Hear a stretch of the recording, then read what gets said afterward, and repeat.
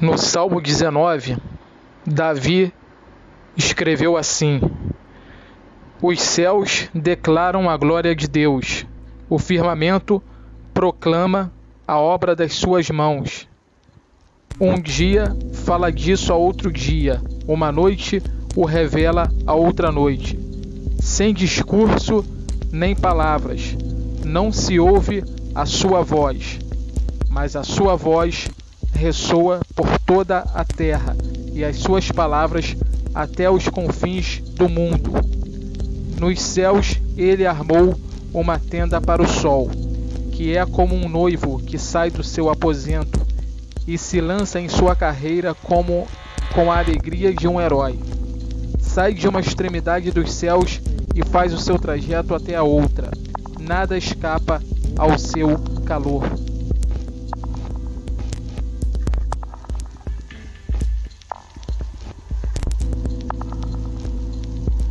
Aqui podemos ver do versículo 1 até o 6 que Davi olhava para a criação de Deus, os céus, o firmamento, o sol,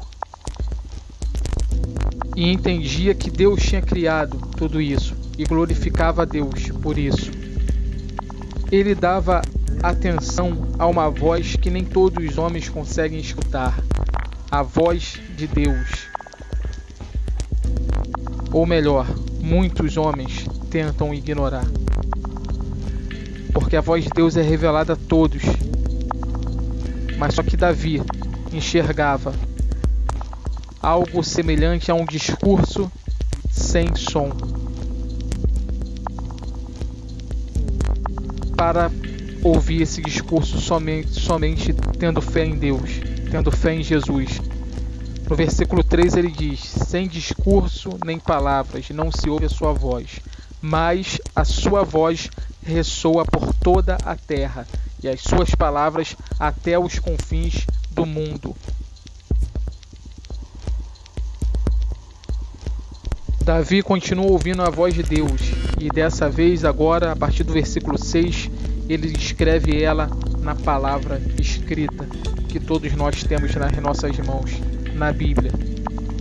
No versículo 7 ele diz assim: a lei do Senhor é perfeita e revigora a alma. Os testemunhos do Senhor são dignos de confiança e tornam sábios os inexperientes. Os preceitos do Senhor são justos e dão alegria ao coração. Os mandamentos do Senhor são límpidos e trazem luz aos olhos. O temor do Senhor é puro e dura para sempre. As ordenanças do Senhor são verdadeiras, são todas elas justas. São mais desejáveis do que o ouro, do que muito ouro puro. São mais doces do que o mel, do que as gotas dos favos. Por elas o teu servo é divertido, há grande recompensa em obedecer-lhes. Aqui ele descreve toda a beleza da voz de Deus escrita na palavra. E no versículo 12 em diante, ele reconhece a essência dele, que todos nós devemos reconhecer, que somos pecadores. No versículo 12 diz: quem pode discernir os próprios erros? Absolve-me dos que desconheço. Também guarda o teu servo dos pecados intencionais, que eles não me dominem. Então serei íntegro, inocente de grande transgressão. E no final ele termina com um pedido de uma mudança. Ele pede que as palavras da minha boca e a meditação do meu coração sejam agradáveis a ti, Senhor, rocha minha e meu resgatador. Também em Lucas capítulo 14 a gente vê Jesus propagando uma mensagem para uma multidão que seguia a ele. E o que Jesus disse foi depois de uma mensagem de que Deus procura os esquecidos, doentes, desfavorecidos. Também que Deus requer de nós uma renúncia. Também que Deus trabalha em nós em cima de um sofrimento, de uma provação. E também que Deus quer de nós arrependimento. Depois disso tudo, de mensagens que falavam aspectos, ele diz assim no versículo 35 do capítulo 14. Jesus diz assim, falando sobre o sal, quando se torna insípido, que simboliza a religiosidade sem Deus. Diz o seguinte: ele não serve nem para o solo, nem para adubo, é jogado fora. E termina dizendo a seguinte frase: aquele que tem ouvidos para ouvir, ouça. Essa é a mensagem de Deus. Não se pode adulterar. Ele quer arrependimento. Ele trabalha com provação e sofrimento. Ele quer renúncia. Ele dá atenção para os desfavorecidos. Ele dá atenção para os que se reconhecem como doentes. Ele procura os esquecidos. É isso que Deus faz. E essa é a mensagem. Ela é assim, é do jeito que é. E Jesus diz no final: aquele que tem ouvidos para ouvir, ouça. Alguns versículos sobre esse mesmo tema dizem o seguinte: João 8,47 diz, o mesmo Senhor Jesus diz: vocês não o ouvem porque não pertencem a Deus. Eu não sei se é Jesus ou se é outra pessoa que falou isso, João Batista. Eu acredito que é Jesus mesmo.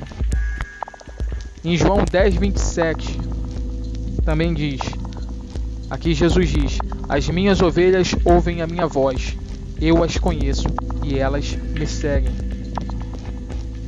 Em Atos capítulo 22, versículo 14, diz o seguinte trecho: então ele disse: o Deus dos nossos antepassados o escolheu para conhecer a sua vontade, ver o justo e ouvir as palavras de sua boca. Em Romanos 10:17 diz: consequentemente a fé vem por se ouvir a mensagem, e a mensagem é ouvida mediante a palavra de Cristo. E para finalizar, Mateus capítulo 13, versículo 13 a 16 diz assim: por essa razão eu lhes falo por parábolas, porque vendo eles não veem, e ouvindo não ouvem nem entendem. Neles se cumpre a profecia de Isaías: ainda que estejam sempre ouvindo, vocês nunca entenderão, ainda que estejam sempre vendo, jamais perceberão. Pois o coração deste povo se tornou insensível, de má vontade ouviram com seus ouvidos e fecharam seus olhos. Se assim não fosse, poderiam ver com os olhos, ouvir com os ouvidos, entender com o coração e converter-se, e eu os curaria. Mas felizes são os olhos de vocês, porque veem, e os ouvidos de vocês, porque ouvem. Que a gente ouça a palavra de Deus, mesmo quando não parece muito vantajoso às nossas expectativas humanas, porque Deus tem planos acima dos nossos. Foi isso que, se não me falha a memória, Jó disse, e outros servos dele disse: quem deu conselhos para o Senhor? Quem pode sondar o seu entendimento? A religião na época de Jesus esperava uma coisa de Deus, mas Deus tinha outra muito maior, e muitos recusaram porque queriam que Deus se enquadrasse nos parâmetros desse mundo. Que a gente pense que nós é que temos que mudar, e não Deus, e não a mensagem de Cristo. Que a gente aceite a mensagem de Cristo, mesmo que seja dolorosa, porque ele sempre diz no final: aquele que tem ouvidos para ouvir, ouça. E que a gente não seja como as cobras e as serpentes, porque certa vez os religiosos daquela época foram chamados de raça de víboras, e como a própria biologia diz, as serpentes não têm ouvidos. Nós somos terra boa pela graça de Cristo, e que a gente ouça a sua palavra, que muitos desprezam. Em nome de Jesus. Amém.